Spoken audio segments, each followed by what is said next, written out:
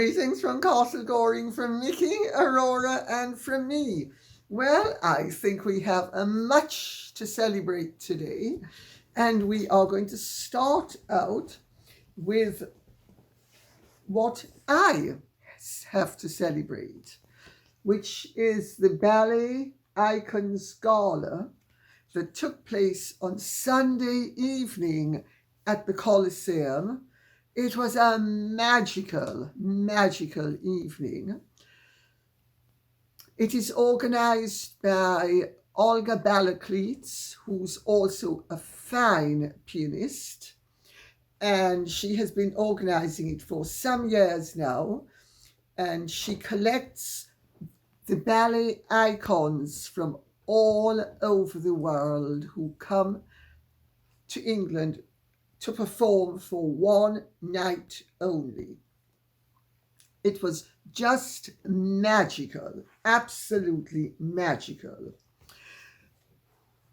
My preference is for classical ballet, and both sections, the first and second, ended with great classics. Le Corsaire in the first half, which, to those of you who know ballet, is a wonderful, it's like the Ballet-Icons ballet, music by Minkus, and it was performed wonderfully by Evelina Godunova and Motomi Kyoto. And I have to tell you, he was absolutely wonderful. I said to him, you have given me such a delight. And I saw the definitive Corsair of all time, Farouk Ruzimatov. And this young man was right up there with Farouk Ruzimatov. He did not exceed him, but he certainly approached the greatest of all of the Corsairs of all time. And then at the end of the second half, there was Don Quixote. And it was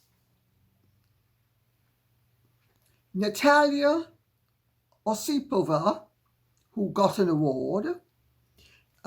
She is one of the great ballerinas of the day. And a Georgian who is with the National Ballet of the Netherlands, whose name, and I'm going to try to not stumble over it, is Georgie Potishvili. I hope I haven't stumbled over it. And I'm going to post in a moment the curtain calls and one or two of the awards, and then one or two photographs, because after the ballet, which was from 7 to 10 with a short interval, and some of us were in the American bar, which was heaven on earth. I saw lots of friends, and my son Dima came with me. And afterwards, we all went to dinner at the Corinthia, which is where they hold it every year. And it's just wonderful. The food was exquisite. The dancers were there. Lots of very smart people were there. For instance, we sat with Liz Brewer, who is society's #1 PR in this country, and Wayne Sleep, who some of you might know, did that famous dance with the Princess of Wales on the stage. And we were with other friends, Eugene Edelman, who is quite a figure in the art world, as well as a producer of films, and Princess Anne de la Tour d'Auvergne, So I'm going to post pictures. There's a nice picture of Dima, Anne, and me, and I'm going to post it at the hotel. And there's one of me and that fabulous Mr. I'm not going to try to pronounce his name again. So, okay, so here goes.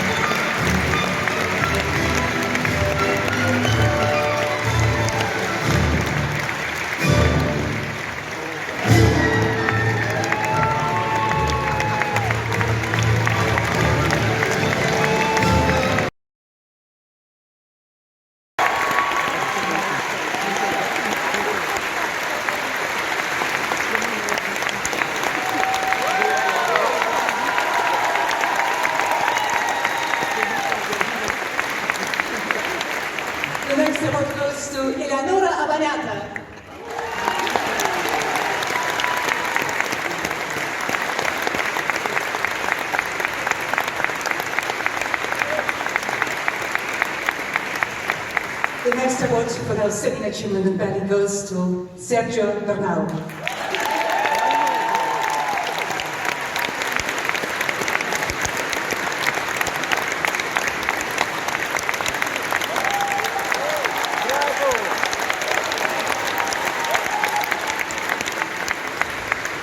The next award for the outstanding achievement in ballet goes to Natalia Osipova.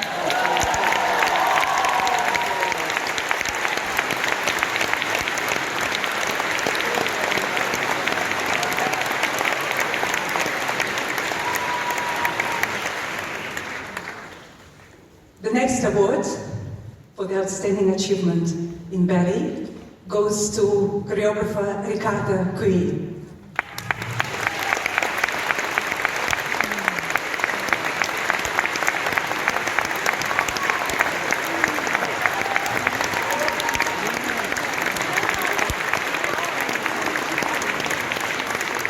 And two more special awards for outstanding contributions to ballet. Graham Awards.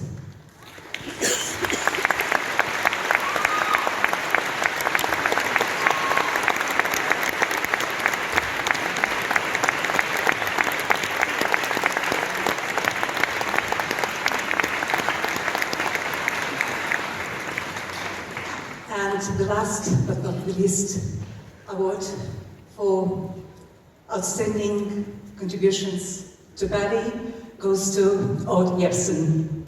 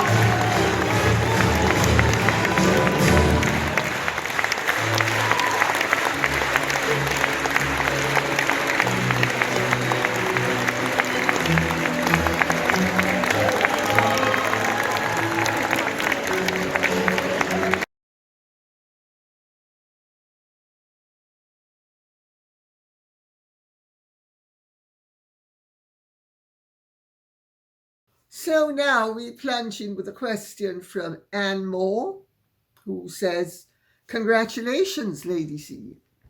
You, more than anyone else, has argued for the royal family website to be changed to reflect Harry and Meghan's true status. They were removed entirely, then restored hours later with a paltry 477-word entry for both of them. They rank below even the Duke of York. It's a relief to see that someone has been listening to you and your Campbellistas." You hear that, Aurora? Oh, we're not going to get swollen-headed. No, we aren't. But what do you make of the website providing a link to Sussex.com? Does that indicate support for their commercial activities? Oh, damn. Aurora, honey, go. Get Mummy some Coke. She needs to sort of boost herself. Oh. Okay, to be quite serious, let me make 1 or 2 points clear, which you're not going to hear anywhere else. And quite frankly, I'm beginning to get really fed up with all the guff that is spouted by all sorts of ignoramuses on the net and in the press.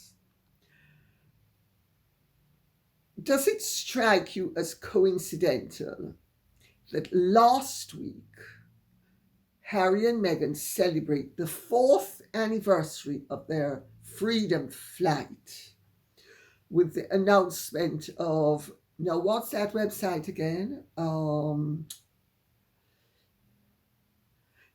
Atlantic Orchards trying to be pretentious. What was it again? Oh, American Riviera Orchard. Well, let me explain 1 or 2 things.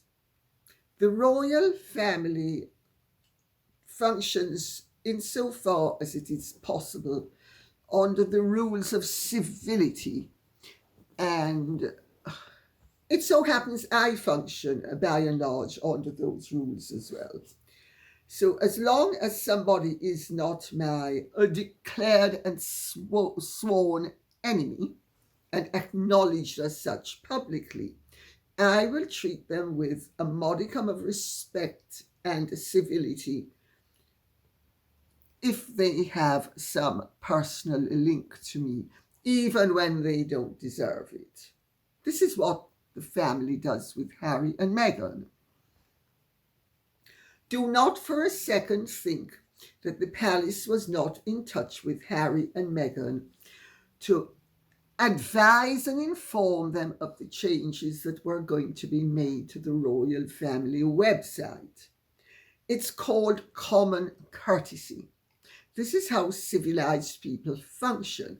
Now, the downside to that is that if you are dealing with uncivilized people, they will take advantage or try to take advantage, which is, of course, precisely what... Sorry, I have an itch.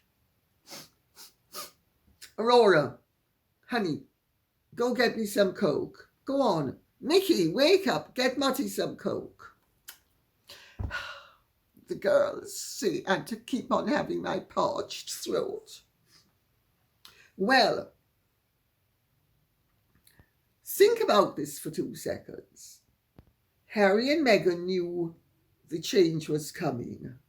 And of course, they can't ever resist the temptation to top everybody and screw everybody into the ground and nail everybody to the post as they win.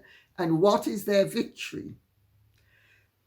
They say that they have been preparing for a year, and they make an announcement of a website with a name that is better suited for an old age people's home, that gives no real information about anything. So it's all obviously rushed and cobbled and yet again doomed to failure. But more important, because, well, you know, Mr. DeMille, it's all about me. And I've got to always remember it's all about me. So H and I are going to celebrate the 4th anniversary of our freedom flight. And we're going to trump that nasty palace and my nasty in-laws who made me suffer so greatly. Suffered greatly as a result of their racism and everything else. So greatly that there have been times when I had ideas. Pity they were never good ideas. But anyway, so they announced, they dovetail it to celebrate the 4th anniversary of their freedom flight. But that contradicts the claims they have made through amidst scabies and elsewhere that they felt pressured into leaving. They can't have it both ways. They can't, on the one hand, be forced out and therefore they're victims. And on the other hand, we bolted. Nobody forced us out. We bolted of our own accord. Aren't we clever? And we're going to celebrate it by launching, what's it called again? Amerindian,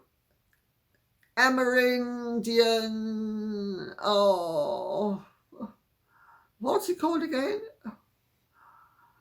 Riveting. Riveting. American Riviera Orchard. Come to my nursing home. I know just how to nurse. I can tell you. I can change a bandage and everything else like you wouldn't believe. I have lots of practice. I'm a humanitarian. Yes.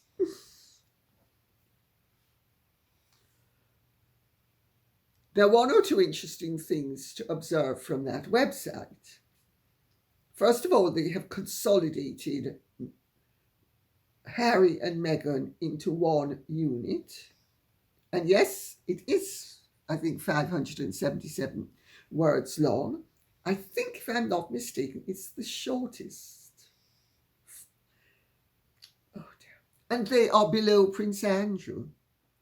And I don't know if you noticed, they are not His or Her Royal Highness, but Prince Andrew remains His Royal Highness. That's right. Oh dear, oh dear. Very subtle messages being given that Harry and Meghan are, the only members of the royal family who are not entitled to be addressed as Royal Highness. So they obviously knew what was coming. They obviously knew that if they didn't get something out first, that they would be totally humiliated. While this way they can pretend that the royal family, which takes forever to do anything, did it in a rush job to spite H&M because they are launching a fabulous career. And Gwyneth Paltrow is terrified, absolutely terrified. So they'd like everybody to believe Gwyneth Paltrow wouldn't even scratch her nose. Why would she need to? There's no need to. There's no threat. So, Stephanie Cox says, "Hi, Lady C. Why is Megadusa allowed to use her royal title on a commercial website? I thought it was illegal, not just by the Sandringham Agreement, but by law." Well, Members of the royal family are not allowed actually to engage in commercial activities without the consent and approval of the royal institution. But there is a precedent for people who are no longer functioning as royals or regarded as royals, or indeed who are no longer royal, but who have a title that was originally royal, to use their lawful legal name, which is their title. In Britain, titles are surnames for people with titles. Sarah, Duchess of York, was busy merching everything, and gaining lots of admiration for it in the United States when she and Prince Andrew got divorced. Now, in fairness to Sarah, she had massive debts with no other means of paying them, and the Queen certainly wasn't coming to her rescue, which was very wise, because Sarah would have bored a huge hole through the Queen's money bag, because she is profligate. And she, therefore, had to make the money and set about making the money. Well, she may not have done it with great decorum, but she certainly never trashed the royal family. And she was no longer royal, so she could do as she pleased. Harry and Meghan are effectively no longer royal. Now,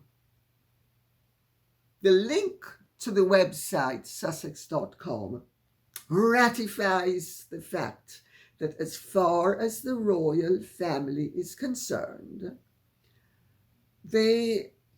no inquiries should be directed towards them of any sort. They have pointed an arrow in the only acceptable destination that Harry and Meghan have, which is sussex.com. Notice it wasn't a sussexroyal.com.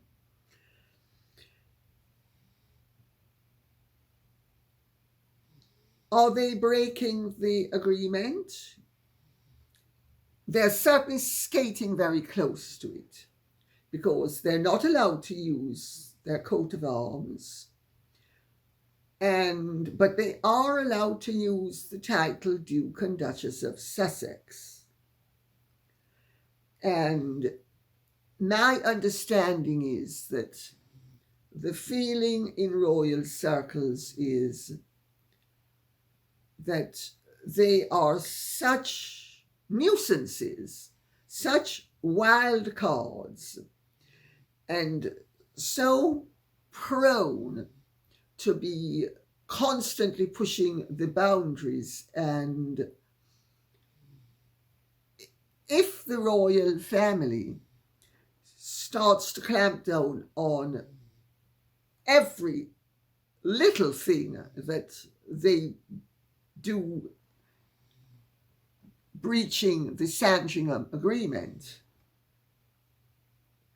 or hovering close to a breach of the Sandringham Agreement, so they are doing it in spirit, if not in fact,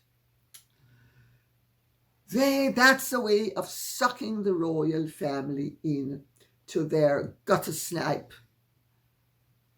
stones in the gutter throwing at people in fine clothing.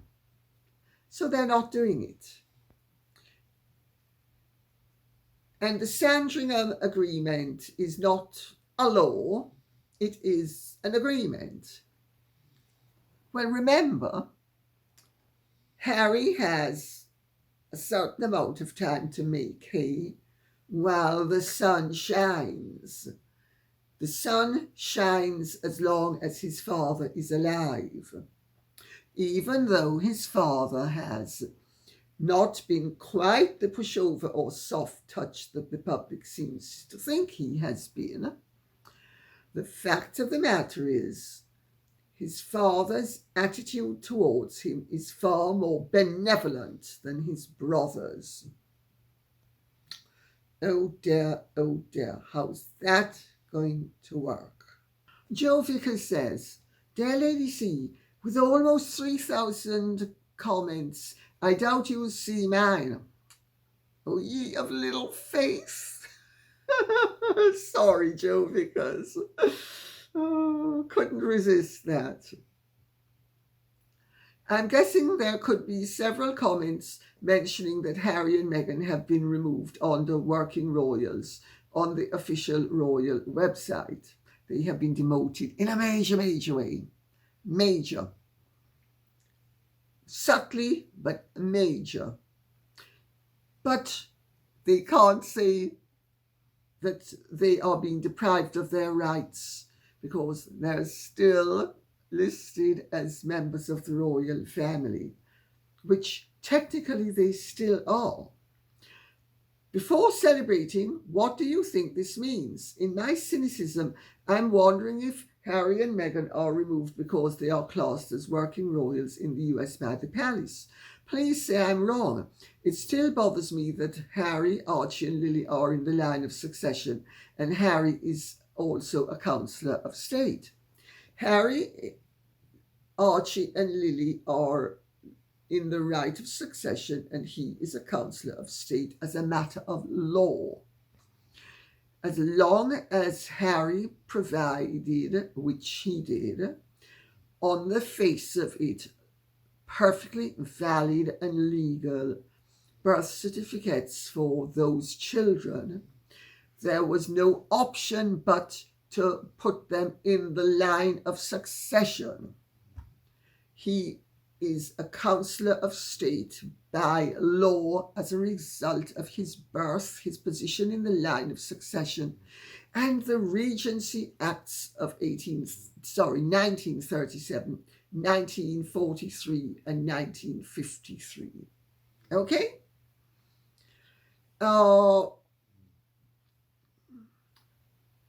They are classed as workers who are royal in the United States, not working royals. It's been made absolutely clear, if you read what it says, that they represent the royal family in no way, shape, or form. All that nonsense about them honouring their duty to the crown and to the monarchy and to the queen and to pigs that fly, no longer. All of that guff has been shot down along with piggies. So, this is as close to them being announced as outcasts as it is possible. That announcement will never be forthcoming in word, but it has just been forthcoming indeed. Okay? Kangaroo says, are you related to Kanga Tryon? Lady C, I saw you on 60 Minutes Australia on Sunday. You were great. Thank you. Do you think Meghan and Harry are exploiting the illnesses of the King and the Princess of Wales to promote themselves at their expense? Harry and Meghan exploit everyone and everything, especially the two people who they have named as racists and the others they can't stand, such as Camilla and William. Of course they're exploiting the illnesses to promote themselves. They exploit everything with the royal family to promote themselves. You know, they have an advantage over the royal family. The royal family's activities are listed in the court circular before they take place. They know what's coming. They know, oh, we can pip that at the post by announcing something at 3 a.m. and then it gets into, and it swamps the early morning news. And then what they're doing at 10 a.m. is incidental. That's the name of their game.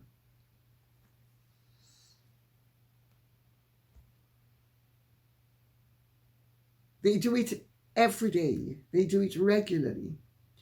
Either they are pipping everybody at the post because they are, she more than he, but he's developed a taste for the competitiveness. And he has lost all restraint where a modicum of decorum is concerned. And she's just a cheap and vulgar hustler, as far as I can see, who will say and do anything as long as I sound classy. Classy Kelly, SSY, classy. To be the center of attention. And everything is cack-handed. Everything is really tacky. But they're exploiting the illnesses of Catherine and the king. But also, let's remember, as I have been saying for some time now, all these lies about Catherine being in a coma, being bruised, being blah, blah, blah. I'm not going to repeat them. Some of them are so disgusting and distasteful. And if you haven't seen them, I would suggest you don't look. It's like they're as filthy as a public lavatory bowl that's got a defective flushing mechanism at the height of a diarrhea epidemic. That's how disgusting they are. But Catherine's been seen out and about with William. This is now the third sighting of Catherine and William. The press here chose not to publish the photograph of Catherine with her mother. They did it for, according to them, noble reasons, because they're so noble. And then, of course, they promptly set about creating all sorts of havoc so that they would fill the void of her absence and newsworthiness with cheap and vulgar sensationalism. And I have to say, I was really disappointed in the comments and the thinking of one or two people who I thought would have restrained themselves and refrained from saying and doing some of the things they did. But I suppose a rose is a rose is a rose, as Alice B. Toklas said, or was it Gertrude Stein? I think it was Gertrude Stein who said it. So, Catherine is being photographed now again, out and about. Let's see if they come up with the fact it was a body double. Because they've come up with everything else that's ridiculous up to now. Sarah Murphy says, I find it absolutely ridiculous the smear campaigns towards Catherine. Her personal medical records are private and absolutely nobody has the right to demand anything. Well, I'll tell you, you're absolutely right. But the press don't care, that's number one. The press are very happy to violate anybody's privacy. as I know only too well to my cost. They have no humanity, and William has been complaining privately that some of this is redolent of the pylons that were done to his mother. Well,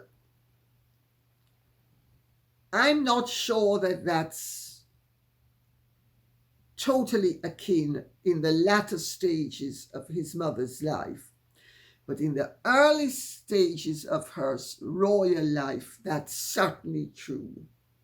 When she was an uncontested, absolutely divine star where the press were concerned in the early days of the marriage. And they used to pile on in the most dreadful way. And they shouldn't.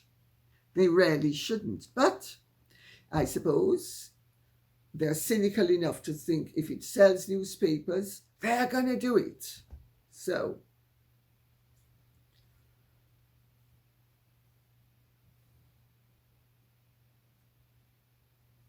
you know,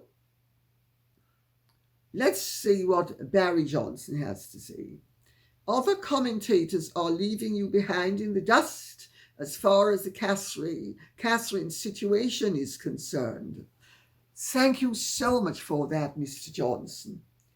As you will have noticed, I wasn't left in the dust at all.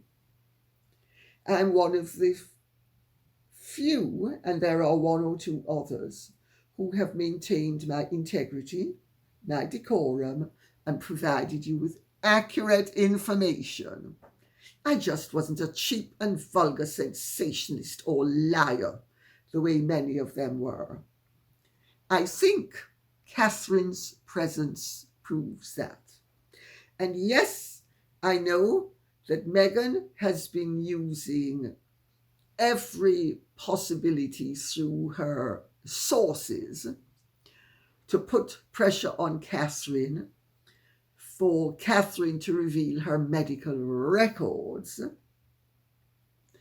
knowing that Catherine will never do this. And then Meghan can say, well, if Catherine never needed to reveal her medical records, why are people asking me to reveal mine? Well, I'll tell you why, Meghan.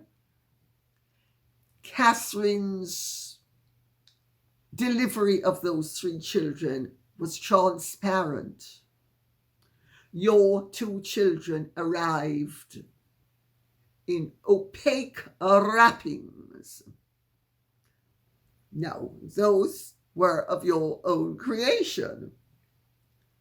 And nobody's asking for your medical records in terms of your previous history, whether you were histed or rectomed or anything else. No one's asking for those.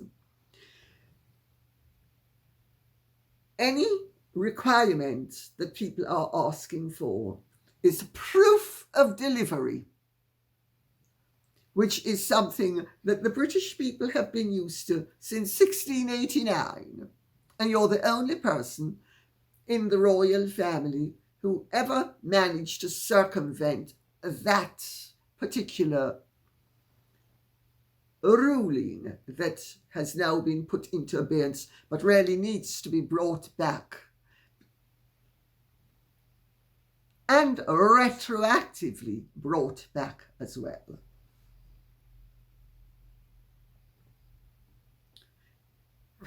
Paris Châtelet says, I suspect that the media outlet kill of the Mother's Day photo was to attempt to bully the Prince and Princess of Wales, to tell them that the medium wanted more from the royals. I think there's a merit of truth to that. I think also there was a void and it needed to be filled, and mass moves into vacuum. It's the law of physics, and we are all subject to the laws of physics. And I think it's as simple as the had the media not scented the possibility of profit, do you think they would have done any of this? No. But it just goes to show how fickle the media can be. Because Catherine has recently been a revered figure. But now that Meghan and her bots and all of her PR people have been stirring the pot, a lot of them have been jumping ship. Are they going to be jumping ship permanently? No. They're rats. They're jumping from one ship to the other, but making sure that they stay on the ship that not only doesn't sink, but that makes them money in the meantime. Rubia says, "Dear Lady C, I have been offline for a while and the British press has gone positively bonkers with useless speculation about Princess Catherine's whereabouts. Well, as you can see, that's all been cleared up now. I was trying to say this for some time. And as Mr. Johnson, I'm sure he represents many other people, thought, oh, well, I didn't know what I was talking about. Well, not only is the proof of the pudding in the eating, but a photograph is worth not only 1,000 words, in this instance, tens of thousands of words. However, the international news organizations, especially the Spanish press, are promoting the most vile speculation about William and Rose Hanbury trying to put Catherine into a mental institution. You know, it's not even worthwhile shutting down scenarios like this. They're not dangerous. They're so ridiculous. Alternately, that Princess Catherine is already not among the living. No. It's 3 apparitions that have been photographed recently. Not 1, 3. By 3 different sets of people on 3 different occasions. My goodness, what a busy ghost that is. If the ghost is more like the Scarlet Pimpernel, we seek him here, we seek him there, we seek him everywhere. Oh dear. Why so much venom? Aren't William and King Felipe's cousins through Prince Philip and Queen Sophia? What do you think? Yes, William and Felipe are cousins, not only through Prince Philip and Queen Sophia, who were both members of the Greek royal family, but also through Queen Victoria Eugenia of Spain, who was the granddaughter of Queen Victoria and was therefore doubly related to William through her husband, Victoria Eugenia's father, who was the husband, he was Prince Henry of Battenberg, who was the husband of Princess Beatrice, and who therefore, Victoria Eugenia of Spain, who was known as Ina, she was a British princess of the German house of Battenberg, and therefore she was also related to Prince Philip in that her father was Prince Philip's grandfather's brother. So there are several strands to that relationship, not just the Greek strand. And let us not forget the Danish strand as well, because Queen Alexandra was a Danish princess and King George I of the Hellenes was a Danish prince. So it comes in all different directions. They are many times over cousins. Now, why so much venom? Well, I'll tell you, there's a lot of venom with the Spanish crown at the moment because there's a strong Republican movement. And King Felipe and Queen Letizia have been so successful in the roles that they have been trying to bring them down. And what has been very helpful was her brother-in-law, ex-husband of her sister, who she supported the sister in the divorce. No surprise there. And he decided to kill two birds with one stone and spite both of them by saying he was having an affair with his sister-in-law.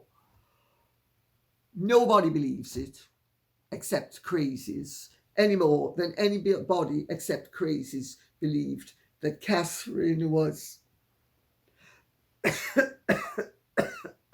a walking corpse, etc., etc. I've said all along it's a storm in a teacup. They have created a drama and sensation out of little or nothing. Admittedly, Catherine did give them the tool with which to do it by doctoring the picture. But there is up to now, there has been no question of pictures being retouched in any way, shape, or form could be regarded as anything dishonorable or duplicitous. As I said, there are famous photographs of the Duke and Duchess of Windsor, one with a whole load of wrinkles looking like old scarecrows and the other looking really rather chic and pretty online. So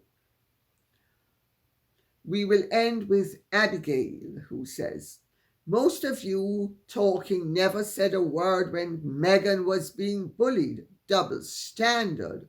What goes around comes around. Oh, Abigail, thank you for that. I do wish, though, you could actually have told us when was Meghan being bullied. Did anybody demand to see the names of the doctors who were supposed to have delivered the two infants? Did anybody see signed statements from the doctors, as has happened since 1689, in one way, shape or form or the other, where there has been corroborative independent evidence as to who produced what, when, where, and why, and how? Where was she being bullied? I don't see that she was being bullied by anybody. I have to say, the British press, who have been extraordinarily sensationalistic where Catherine has been concerned, and the foreign press even worse, where was anybody bullying Meghan?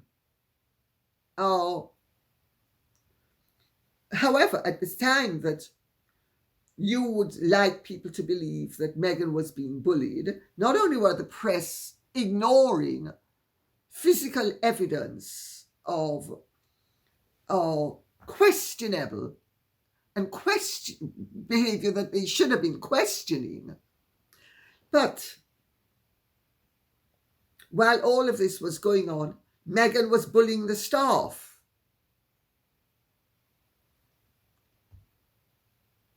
I don't recall anybody has ever accused Catherine of bullying anybody, and certainly not the staff. So, and as for